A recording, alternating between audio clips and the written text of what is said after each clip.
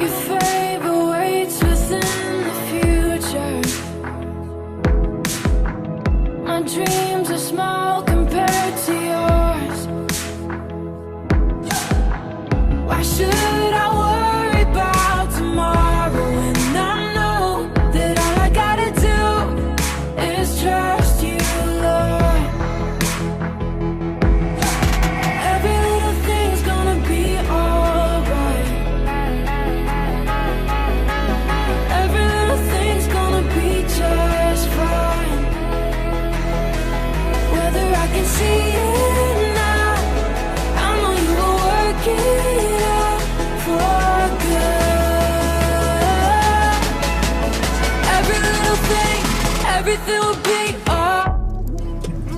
Our bump-in was meant to be 11 a.m. We are 6 hours behind. Our semi-trailer truck is 120 miles away. It's 6:40. The stage, you could say, is set. Anything that could have gone wrong has gone wrong. You needn't always stress. Now 7:06 p.m. We're gonna move fast. We're gonna get this thing going in about 45 minutes to an hour. Everything will be alright.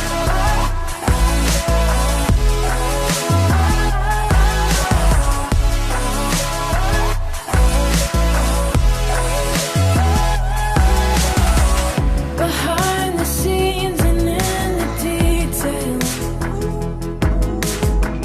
you plan the perfect way for me. Why would I dwell upon the roads and certainties when all I gotta do is look to you? Yeah, all I gotta do is look to you. Every little thing's gonna be alright. Every little thing's gonna be just fine. Whether I can see it now, I know you will work it out for good. Every little thing, everything will be alright.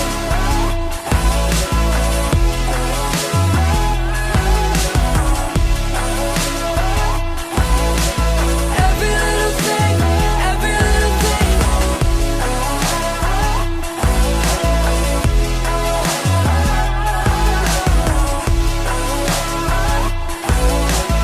Every little thing, everything will be alright. Hey God, I know you don't need no one to advise you. You probably do a better job running the world than I do. I just thought I'd remind you, I've been trying to find you. It feel like Satan working overtime, times two.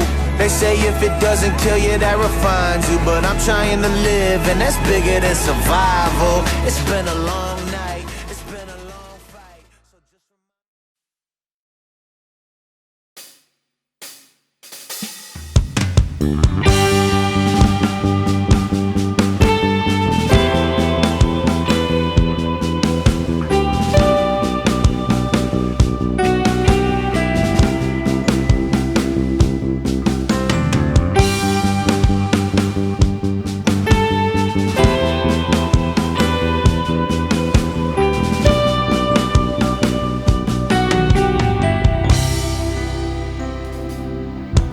Baba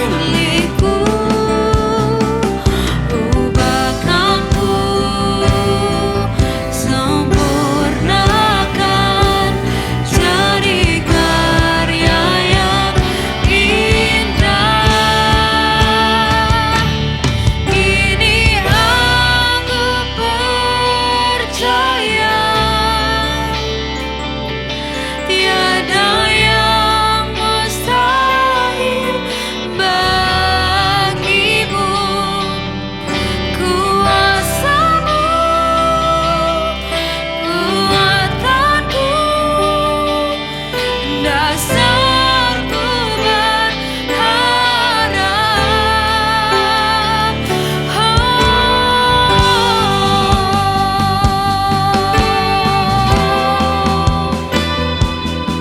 Kau Bapa yang mengenal setiap hati kami.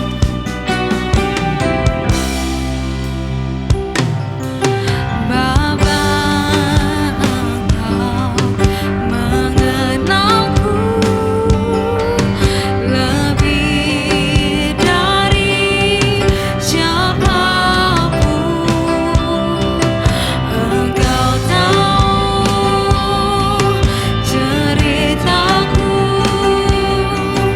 dan isi hatiku. Tak peduli masa lalu,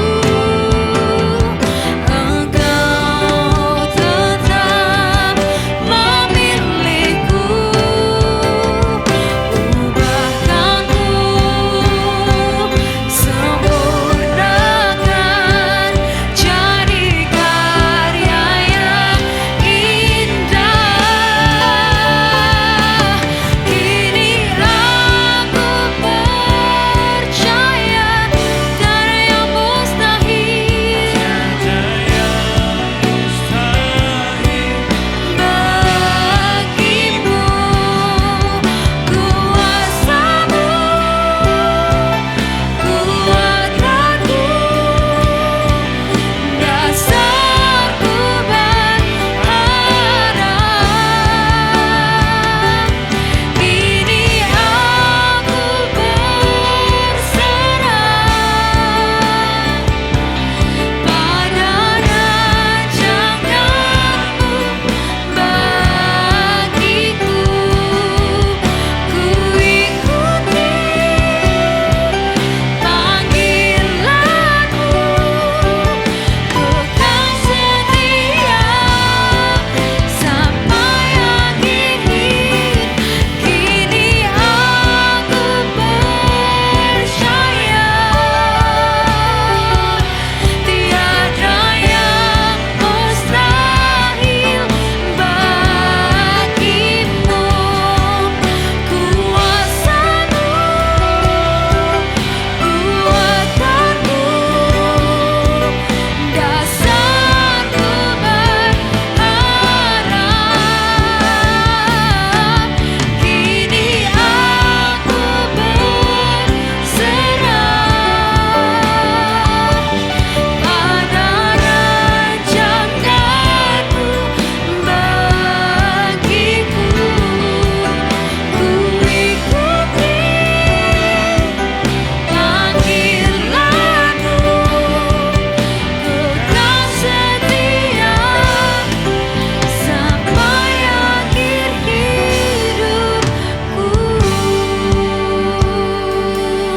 Teman-teman sendiri yang menyanyikan. Kini aku percaya tiada yang mustahil bagimu. Kuasamu kuatkanku, dasarku berharap. Kami mau berserah padamu Tuhan. Kini kami percaya bahwa rancanganmu yang terbaik dalam kehidupan kami, jalanmu, pikiranmu tak terserami bagi kami Tuhan. Kami mau percaya. Ku ikuti panggilanmu, bukan setia sampai akhir hidupku.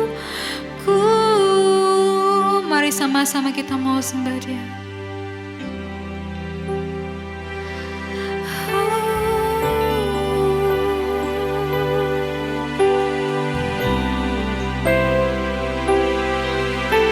Kami percaya Engkau.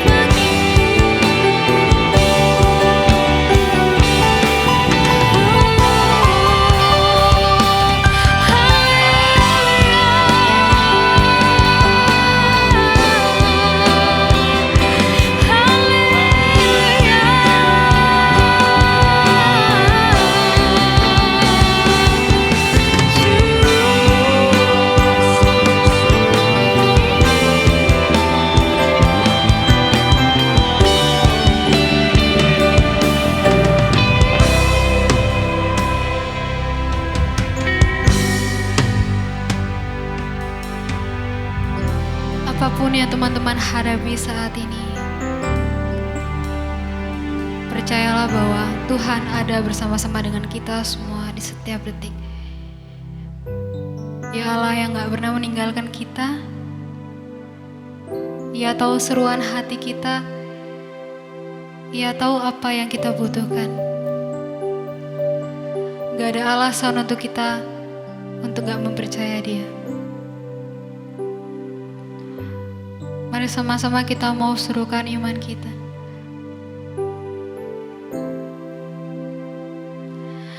Kini aku percaya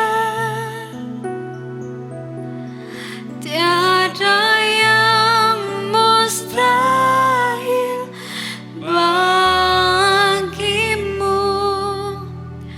Kuasa-Mu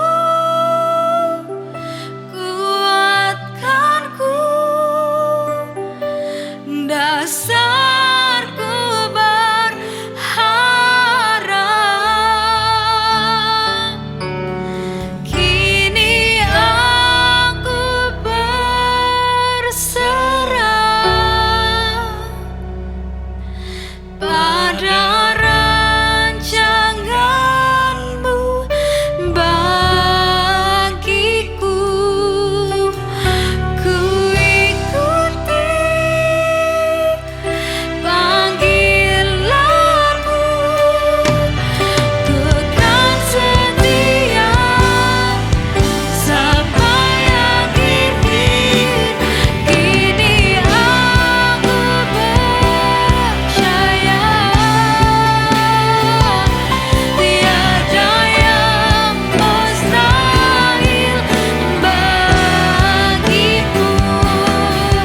Kuasa-Mu kuatkanku, dasarku berharap. Kini aku berserah pada rancangan-Mu bagiku. Ku ikuti panggilan-Mu, ku kan setia sampai akhir hidup. Ku ikuti panggilan-Mu, ku kan setia sampai akhir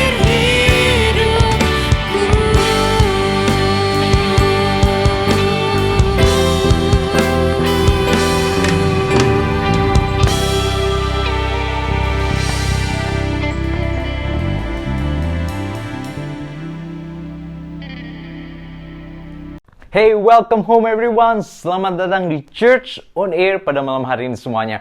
Welcome and welcome home again to you. Dimanapun kita berada saat ini, so glad that we can see you again dan bisa melihat teman-teman semuanya dimanapun kalian berada. Maybe you are right now at your home, ataupun di jalan, atau dimanapun kalian berada. Bahkan kita yang ada di kota-kota yang berbeda saat ini bisa berkumpul bersama dan memuji Tuhan bersama-sama. And there's no better weekend dengan kita berkumpul bersama dan memuji Tuhan, bukan? Seperti malam hari ini. Dan bagi teman-teman yang baru pertama kali juga bergabung melalui Church on Air pada malam hari ini, we want to say welcome home to you from us. Because this is a home for everyone. Dan Anda adalah bagian dari keluarga ini juga, teman-teman semuanya. Dan bagaimana dengan hari-hari yang kita jalani belakangan?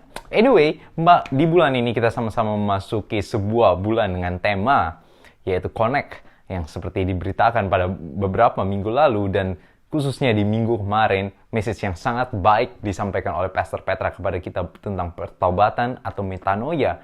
Ternyata pertobatan atau metanoia adalah sesuatu yang sangat penting, dan itu semua berubah dari pikiran kita. Pertobatan harus diawali dengan pertobatan dan perubahan pola pikir dalam kehidupan kita. Dan pertobatan itu bukan hanya secara moral, tapi juga spiritualitas dalam kehidupan kita. Dan message malam hari ini akan disampaikan oleh Pak Teguh kurniawan kepada kita semuanya. Pak Teguh adalah orang yang sangat luar biasa dan membantu kita dalam banyak hal. Beliau adalah gembala senior dari GSCA Ebenezer Surabaya, tempat di mana kita bernaung saat ini, dan beliau adalah orang yang sangat luar biasa di dalam kehidupannya sebagai seorang yang bekerja dan juga melayani Tuhan dengan dampak yang begitu luar biasa kepada kehidupan orang-orang muda semuanya. Dan tanpa berpanjang lama lagi, let's prepare our heart dan let's take our notes untuk kita siap mendengarkan firman Tuhan malam hari ini, karena kita percaya siapapun yang berbicara pada malam hari ini, kita tahu bahwa Tuhan berbicara secara personal dalam kehidupan kita.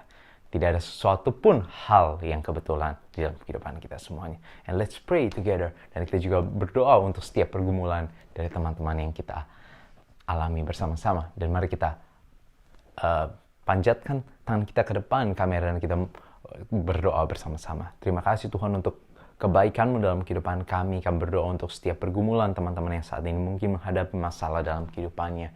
Kami berdoa biarlah tuntunan tangan-Mu ada dalam kehidupan kami semuanya. Berikan kami hikmat-Mu Tuhan dalam mengatur kehidupan kami dan mengatur tujuan dari kehidupan kami yang saat ini sedang bingung dalam mengatur langkah-langkah ke depan dalam kehidupan kami, memutuskan setelah keluar dari pendidikan ini apa yang akan kami lakukan. Begitu juga kami dalam pekerjaan yang mengalami berbagai masalah. Biarlah Engkau yang memberikan jalan. Kami yang berdoa untuk tuntunan jalan dalam kehidupan kami. Berikan kami penyertaan-Mu dan kekuatan-Mu. Kami yang sedang sakit, Engkau lindungi dan Engkau sembuhkan. Engkau berikan kekuatan kepada kami.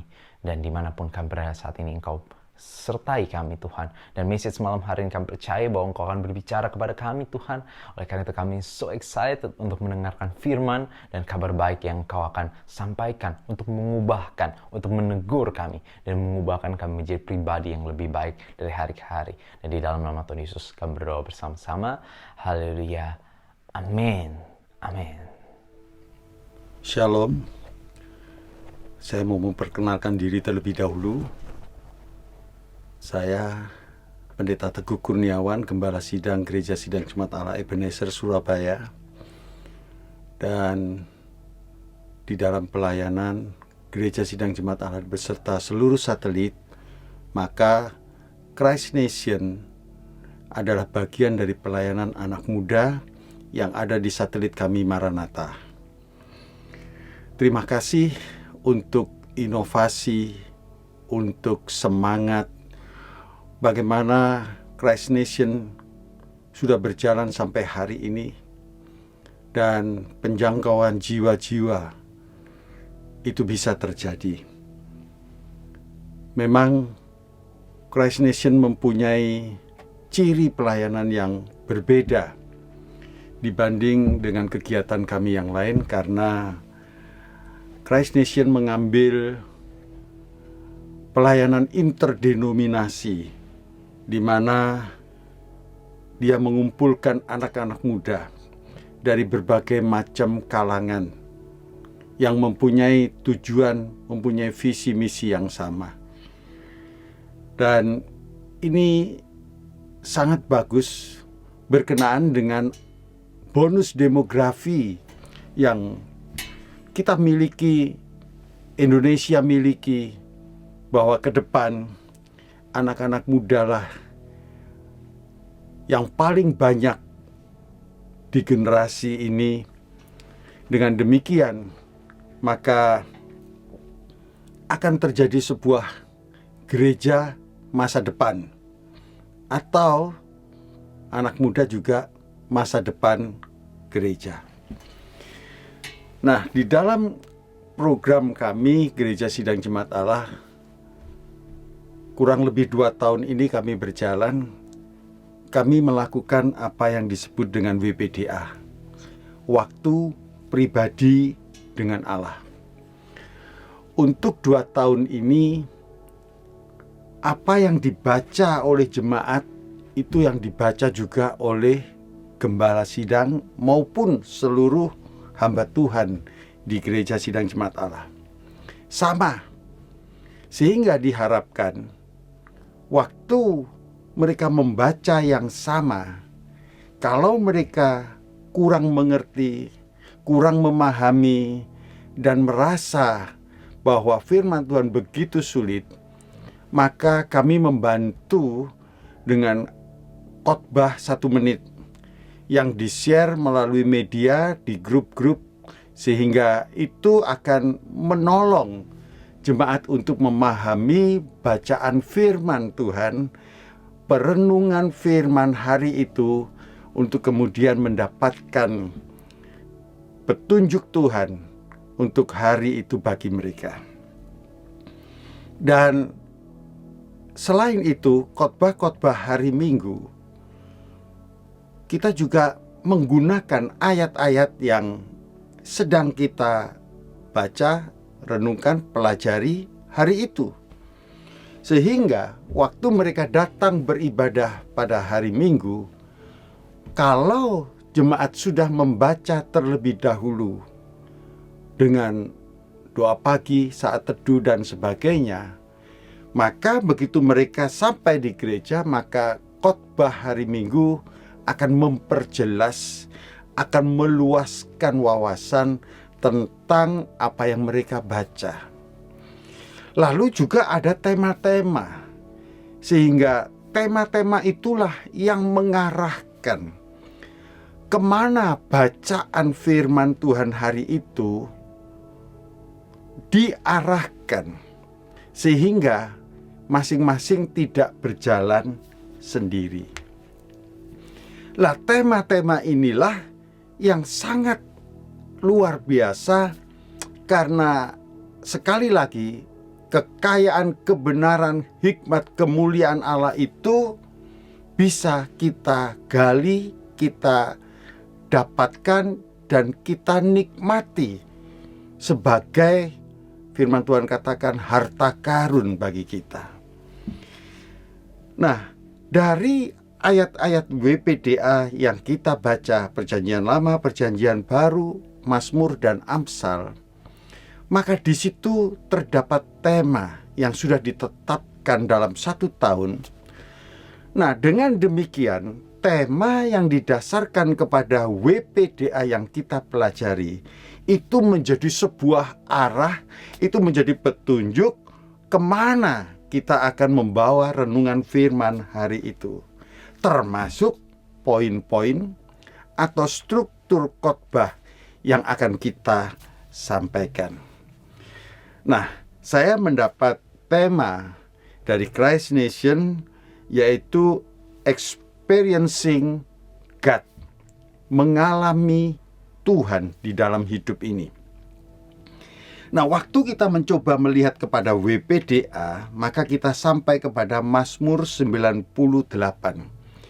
Jadi tanggal hari ini 22 Agustus, maka Bapak Ibu membaca di pembacaan Alkitab 2 tahun milik Gereja Sidang Jemaat Allah, maka di situ kita sampai di Mazmur 98.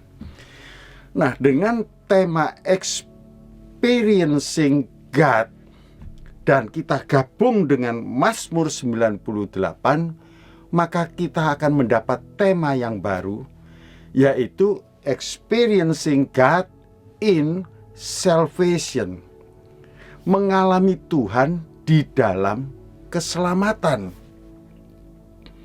Nah, sehingga waktu kita membaca tentang bagaimana kita mempunyai pengalaman mengalami Tuhan di dalam hidup ini, kita ada di dalam koridor keselamatan.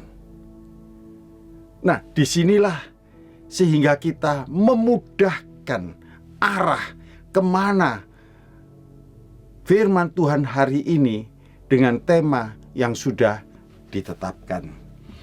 Mari kita akan melihat bagaimana kita mengalami Tuhan di dalam keselamatan ini. Maka sesuai dengan tema yang diberikan oleh Christ Nation, mereka memberikan 2 saja, yaitu firman Tuhan dan Roh Kudus. Mengalami keselamatan melalui mendengar, membaca, merenungkan firman, dan kuasa Roh Kudus yang pada akhirnya membawa mereka kepada keselamatan. Nah, waktu kita membaca di dalam Mazmur pasal 98 ini, kita mendapatkan hal-hal yang lebih luas. Dan ternyata keselamatan yang Tuhan berikan menjadi sebuah pengalaman dalam hidup kita, itu bukan hanya melalui firman dan Roh Kudus, tetapi juga melalui kasih Tuhan dan salib Tuhan. Sehingga 4 hal inilah yang akan kita coba renungkan, bagaimana kita mengalami Tuhan di dalam hidup ini, supaya kita mendapati, supaya kita ada di dalam jalan keselamatan. Baik, kita akan melihat Mazmur pasal 98 di dalam ayat yang pertama. Nyanyikanlah nyanyian baru bagi Tuhan, sebab Ia telah melakukan perbuatan-perbuatan yang ajaib. Keselamatan telah dikerjakannya. Jadi sampai hari ini Allah sedang bekerja. Tuhan Yesus katakan di dalam Yohanes pasal 5 ayat 17, di situ dikatakan, Bapakku bekerja sampai sekarang ini, dan aku pun bekerja juga. Jadi Tuhan sedang bekerja hari-hari ini di dalam situasi, di dalam kondisi pandemi, di dalam situasi resesi dan sebagainya. Tuhan masih bekerja, Bapak Ibu. Dan pekerjaan-pekerjaan Tuhan itu bukan pekerjaan-pekerjaan atau karya-karya yang biasa saja. Di situ dikatakan perbuatan-perbuatan ajaib yang Tuhan lakukan, yang Tuhan kerjakan. Dan perbuatan-perbuatan ajaib itu dinyatakan dengan keselamatan yang Tuhan sediakan. Karya keselamatan itulah yang membuat pada akhirnya kita bisa mengalami, kita mempunyai pengalaman-pengalaman bersama dengan Tuhan. Nah, apa saja pengalaman-pengalaman bersama dengan Tuhan yang membawa kita kepada keselamatan? Maka yang pertama kita akan melihat di dalam ayat yang ketiga. Ia mengingat kasih setia dan kesetiaannya terhadap kaum Israel. Segala ujung bumi telah melihat keselamatan yang daripada Allah kita. Jadi keselamatan yang daripada Allah, baik dimulai dari Israel sampai kepada ujung bumi, itu dimulai dari kasih Tuhan, kasih setia Tuhan. Inilah karya yang luar biasa. Melalui kasih Tuhan yang begitu besar, maka dikaruniakanlah anaknya yang tunggal, supaya barang siapa yang percaya kepadanya tidak binasa, tetapi melainkan mendapatkan kehidupan yang kekal. Bapak Ibu yang dikasihi Tuhan, karya keselamatan, mengalami keselamatan dengan Tuhan, itu dimulai dari kasih yang begitu besar. Apakah hari ini kita sudah mengalami kasih yang begitu besar? Mari kita akan mencoba melihat ayat-ayat ini di dalam kehidupan murid-murid. Bagaimana murid-murid mengalami kasih Tuhan di dalam kehidupan mereka, sehingga timbullah cinta mula-mula, kasih mula-mula yang menggebu menggelora di dalam kehidupan mereka. Mari kita akan melihat itu di dalam kitab Matius. Bapak Ibu yang dikasihi Tuhan, beri batas di Mazmur dan kita batasi juga di Matius mulai pasal yang keempat. Satu hari Tuhan Yesus datang kepada murid-murid untuk mencari orang-orang yang akan menyertai, menolong dia, yang akan dididik dan pada akhirnya diutus, yaitu para murid. Dan hari itu peristiwa bagaimana Tuhan Yesus bertemu dengan murid-murid pada waktu mereka sedang menjala ikan. Di dalam pasal 4 ayat 19 dikatakan, "Mari, ikutlah aku, dan kamu akan kujadikan penjala manusia." Bapak Ibu yang dikasihi Tuhan, inilah pertama pengalaman mula-mula bagaimana murid-murid melihat begitu besar kasih Tuhan di dalam hidupnya. Siapa mereka? Mereka adalah nelayan-nelayan. Siapa mereka? Mereka dipilih untuk menjadi murid, untuk menjadi pengikut Tuhan Yesus. Dan sekali lagi Bapak Ibu, apa reaksi Bagaimana murid-murid waktu itu? Di situ dikatakan, lalu mereka pun segera meninggalkan jalannya dan mengikuti Dia. Waktu kita bertemu dengan kasih Tuhan, maka disitulah kita mengalami keselamatan. Mengalami keselamatan yang daripada Tuhan karena kasih yang begitu besar yang terjadi di dalam kehidupan mereka. Itu terjadi dengan Petrus dan Andreas. Tapi di dalam ayat yang berikut juga terjadi kepada Yakobus dan Yohanes. Sama peristiwanya. Bagaimana mereka lalu di situ dikatakan meninggalkan perahu, bukan hanya jala tetapi juga perahu serta ayahnya. Meninggalkan segala sesuatu karena kasih yang begitu besar mereka rasakan di dalam kehidupan mereka. Hari ini, apakah wujud kasih Tuhan yang begitu besar dalam hidupmu? Kalau kita melihat bagaimana Tuhan Yesus memilih murid-muridnya, maka ternyata ya, di bagian lain cerita bagaimana Filipus membawa Nathanael.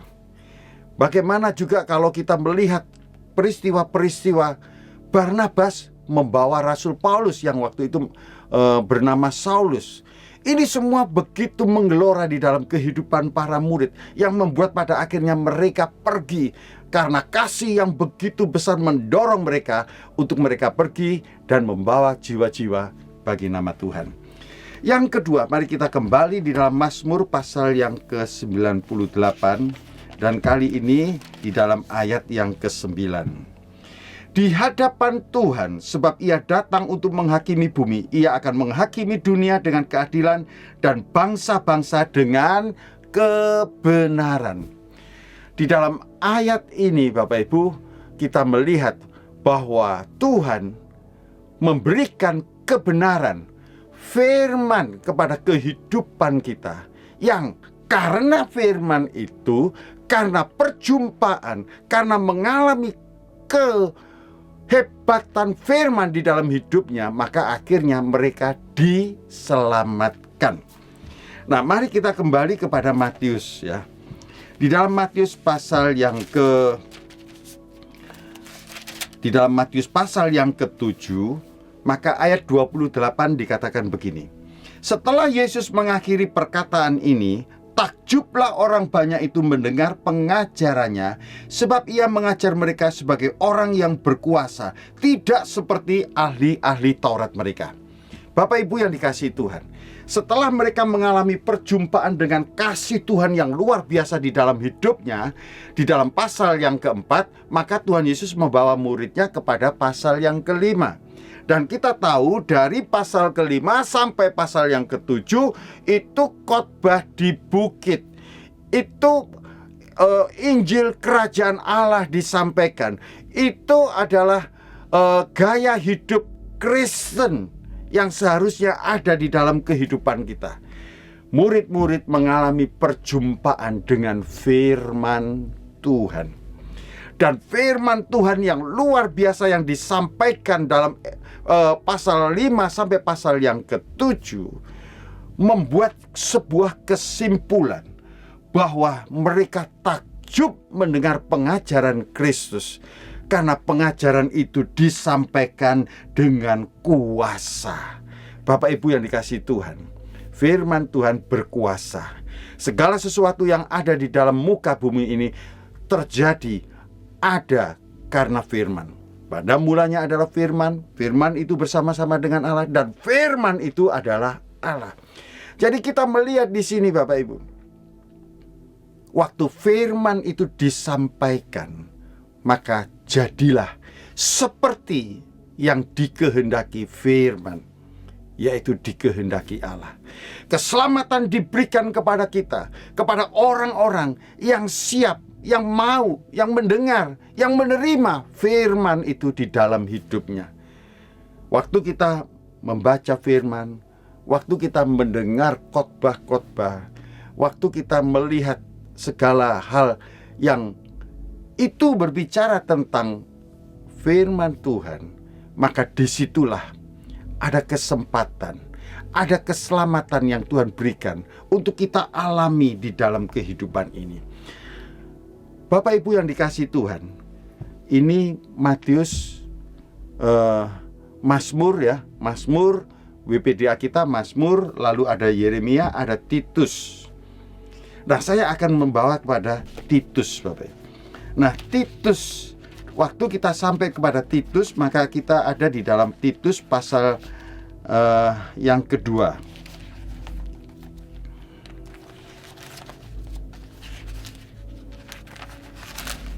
Di dalam Titus pasal yang kedua, maka di dalam ayat yang ke-1 sampai ke-8, Bapak Ibu, ini bicara tentang bagaimana nasihat Rasul Paulus yang itu diharapkan menjadi sebuah ajaran yang sehat kepada jemaat yang digembalakan oleh Titus, dengan menunjuk kepada bagaimana laki-laki tua hidup terhormat, bagaimana perempuan tua mereka hidup beribadah dan sebagainya. Dengan tujuan apa, Bapak Ibu? Agar generasi-generasi muda, laki-laki muda, perempuan-perempuan muda, orang-orang muda, mereka boleh hidup di dalam kebenaran.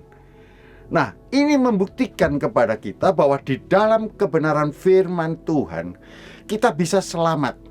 Kita tidak terjadi perselisihan, pertengkaran, keributan, perbedaan pendapat yang membuat perpecahan.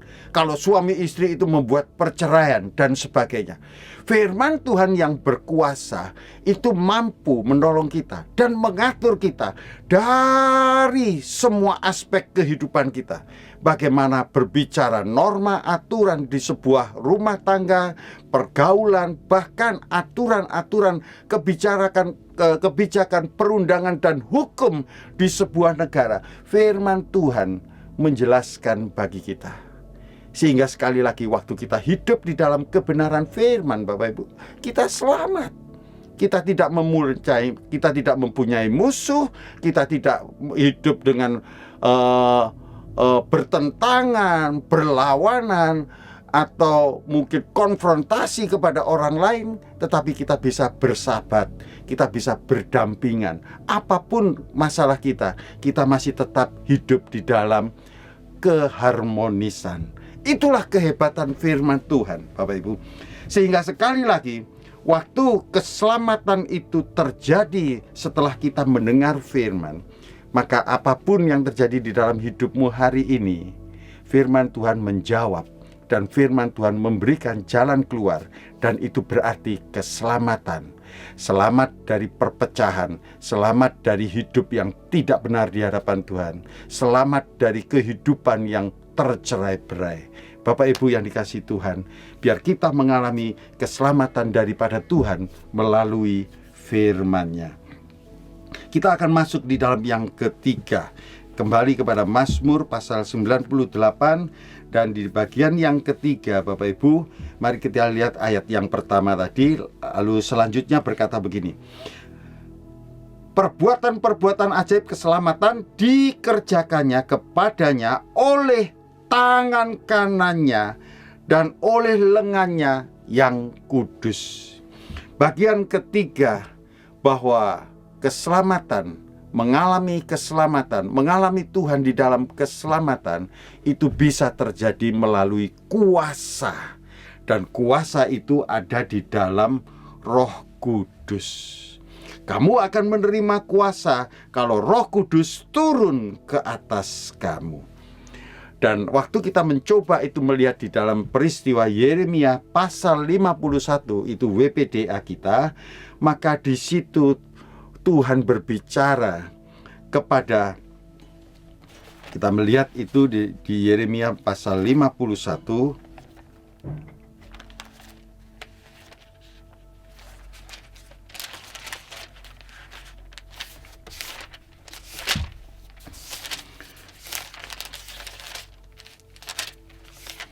Hukuman Tuhan atas Babel, ya.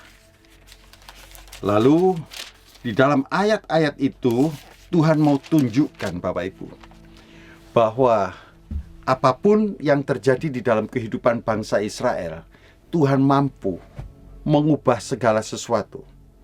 Babel hari itu menjadi bangsa yang besar, ya. yang kuat, yang luar biasa, mencapai hampir seluruh Asia dan Eropa hari-hari itu. Tetapi apa yang terjadi? Ternyata Babel tidak selamanya berkuasa seperti itu. Di dalam 51, di dalam ayat yang ke-11 dikatakan begini, lancipkanlah anak-anak panas, siapkanlah perisai, Tuhan telah membangkitkan semangat Raja Media. Sebab bencana terhadap Babel ialah untuk memusnahkannya. Itulah pembalasan Tuhan, pembalasan karena bait sucinya. Jadi di dalam Tuhan Bapak Ibu, kuasa itu diberikan. Kuasa itu terjadi dalam hidup kita melalui Roh Kudus. Tuhan bisa memutarbalikkan, menjungkirbalikkan, sehingga fakta-fakta hari ini berubah sedemikian rupa. Itu bisa terjadi karena Roh Kudus. Nah, kembali kepada Matius, maka di dalam firman Tuhan bagaimana kuasa itu terjadi di dalam kehidupan Tuhan Yesus, maka Matius pasal yang ke-9 ayat 35. Demikianlah Yesus berkeliling ke semua kota dan desa. Ia mengajar dalam rumah-rumah ibadat dan memberitakan Injil kerajaan surga, serta melenyapkan segala penyakit dan kelemahan. Dari sini kita bisa melihat Bapak Ibu, bahwa apapun terjadi dalam kehidupan kita, kalau Roh Kudus, kalau kuasa itu ada di dalam kehidupan kita, maka segala sakit penyakit, segala kelemahan bisa diatasi, bisa diselesaikan. Bapak Ibu yang dikasihi Tuhan, kita tahu karunia-karunia Roh Kudus dalam kehidupan kita, ya. Ada karunia roh, ada karunia pelayanan. Nah, bagaimana kalau kita memiliki karunia roh itu seperti bernubuat, ya, mengadakan mujizat, kesembuhan, ya, kita melihat bagaimana kuasa Roh Kudus sanggup. Apapun terjadi, mungkin dokter sudah angkat tangan, tapi kuasa Roh Kudus sanggup menolong kita untuk kita sembuh. Nah, kuasa-kuasa Roh Kudus inilah yang membuat pada akhirnya kita bisa mengalami keselamatan, karena Roh Kudus ada di dalam kehidupan kita. Juga misalnya itu di dalam pelayanan, kita bisa melihat bagaimana orang yang memberi dengan sukacita, orang yang memimpin, dia memimpin dengan setia dan sebagainya. Itu semua karunia-karunia di dalam pelayanan. Dan lihatlah Bapak Ibu, waktu Roh Kudus ada di dalam kehidupan kita, kita pun akan mengalami kuasa yang membawa kita kepada keselamatan.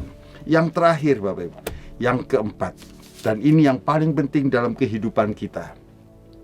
Waktu murid-murid dibawa dari mengenal kasih sehingga mereka diselamatkan, mereka dibawa kepada pengetahuan dan pengenalan akan firman sehingga mereka diselamatkan. Dan mereka dibawa kepada kuasa Roh Kudus, bagaimana kuasa itu diberikan kepada kita dan mereka mengalami keselamatan. Maka yang terakhir di dalam 98 Mazmur ayat yang kedua, Tuhan telah memperkenalkan keselamatan yang daripadanya, telah menyatakan keadilannya di depan mata bangsa-bangsa.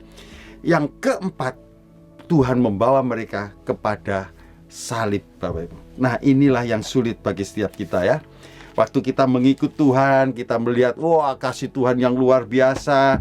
Kita mendengar firman Tuhan menjadi hikmat bagi kita. Wah, kita semakin semangat membaca firman. Lalu kita dipenuhi Roh Kudus, kita memiliki kuasa di dalam segala hal bagaimana kita mengatasi kehidupan ini. Tetapi yang keempat, Tuhan membawa kita kepada salib. Dan di dalam Matius, sekali lagi kita lihat perjalanan kehidupan murid-murid. Matius pasal 10 dikatakan begini, barang siapa mengasihi bapa atau ibunya lebih daripadaku, ia tidak layak bagiku. Dan barang siapa mengasihi anaknya laki-laki perempuan lebih daripadaku, ia tidak layak bagiku. Barang siapa tidak memikul salibnya dan mengikut aku, ia tidak layak bagiku. Pada akhirnya, waktu kita berjalan bersama Tuhan, mengalami Tuhan di dalam hidup ini, kita berjumpa dengan kasih, berjumpa dengan firman, dan berjumpa dengan Roh Kudus, maka kita tidak bisa menghindari yang satu ini, kita bertemu dengan salib Kristus. Bapak Ibu, keselamatan itu dinyatakan melalui salib Kristus. Ini menjadi sebuah keadilan bagi Tuhan. Karena di dalam firman Tuhan katakan tidak ada penebusan, tidak ada pengampunan tanpa pencurahan darah. Dan darah Kristuslah yang membuat kita kudus dan kita layak disebut sebagai anak-anak Allah. Kematian Tuhan Yesus di atas kayu salib itu mendorong kita, membawa kita menjadi orang-orang yang dapat diselamatkan. Bapak Ibu yang dikasihi Tuhan, dan salib itu Tuhan katakan, kalau engkau tidak pikul salib, engkau tidak layak menjadi muridku. Hari ini, apakah kita menghadapi salib? Hari ini, di dalam berbagai macam tantangan kehidupan kita sedang ada di atas kayu salib. Kedagingan kita, keinginan mata kita, kesombongan hidup kita, Tuhan katakan itu semua ada di dunia ini. Tapi waktu kita memikul salib, maka semuanya harus dipakukan di atas kayu salib. Petrus di dalam firman Tuhan, surat kiriman Petrus dikatakan, jadi karena Kristus telah menderita penderitaan badani, kamu pun harus juga mempersenjatai dirimu dengan pikiran yang demikian. Karena barang siapa telah menderita penderitaan badani, ia telah berhenti berbuat dosa. Kalau kita sudah memikul salib kita, Tuhan katakan kamu sudah berhenti berbuat dosa.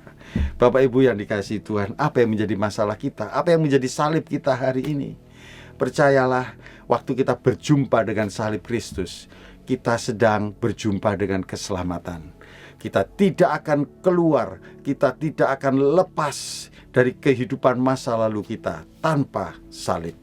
Jadi sekali lagi Bapak Ibu, waktu kita mengikut Tuhan, kita bertemu dengan kasih-Nya, kita bertemu dengan firman-Nya, kita mengalami kuasa-Nya melalui Roh Kudus. Dan yang keempat, yang terakhir, kita juga hidup di dalam memikul salib Kristus. Kiranya Tuhan menolong kita dan kita menjadi orang Kristen yang benar-benar utuh. Benar-benar utuh, ya.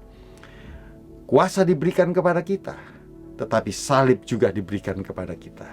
Tapi ingatlah kasih-Nya, ingatlah firman-Nya, bahwa Tuhan tidak akan pernah meninggalkan kita. Pengalaman-pengalaman kita berjalan dengan Tuhan akan membawa kita kepada keselamatan. Dan ingat, tidak ada sesuatu di dalam kehidupan kita yang berlalu dengan percuma. Karena waktu kita berjumpa dengan kasih, di situ kita diselamatkan. Apapun masalah kita, semuanya akan terselesaikan. Waktu kita membaca firman Tuhan, ini menjadi jalan keluar. Dan ini menjadi keselamatan bagi kita. Kita mendapatkan kekuatan, kita mendapatkan jalan keluar melalui firman. Dan waktu Roh Kudus ada dalam hidup kita, maka kuasa itu cukup membawa kita untuk selamat dari pergumulan, selamat dari sakit penyakit, selamat dari masalah beban penderitaan kita. Dan kuasa itu diberikan kepada kita. Dan waktu kita memikul salib kita, disitulah kemenangan Tuhan berikan kepada kita.